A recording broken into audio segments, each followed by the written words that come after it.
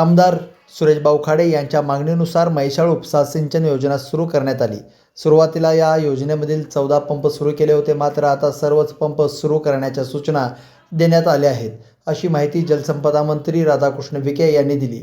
म्हैसाळ योजनेची पाहणी केल्यानंतर मंत्री राधाकृष्ण विखे पाटील हे पत्रकारांशी बोलत होते।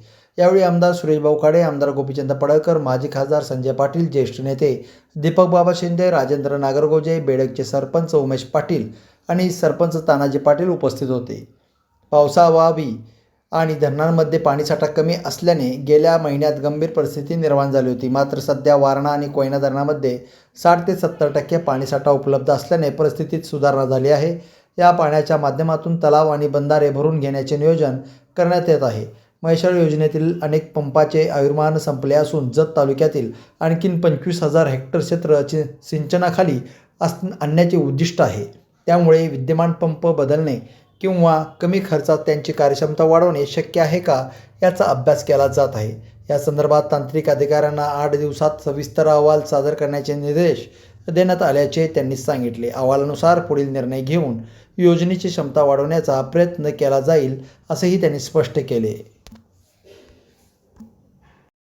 माननीय खाडे साहेबांच्या मागणीप्रमाणे आता ह्या योजनेला सुरुवात केलेली आहे।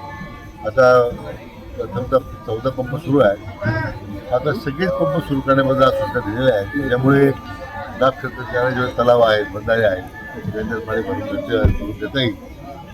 आणि सुरुवातीच्या काळात तर मोठे गंभीर प्रश्न समोर उभा होता की पाऊस नसल्यामुळे धरणामध्ये पाणी नव्हतं। आज आता कोयना धरण जवळजवळ 70% जास्त भरलेलं आहे। 60% पर्यंत आता वारणा गेलेला आहे। मला वाटतं असा जर इन्फो झाला पाण्याचा तर धरण लवकर भरतं। आता आज म्हैसाळच्या योजना पाण्यात हेतू एवढाच आहे की इथले जे आता पंप बसवलेले होते त्यांचं आता आयुर्मान संपत आलेलं आहे। डेव्हलपमेंट कंपनीला एकूण सगळ्या पंपांची पाणी उचलण्याची क्षमता किती आहे, नवीन तंत्रज्ञान वापरून क्षमता वाढ कशी करता येईल।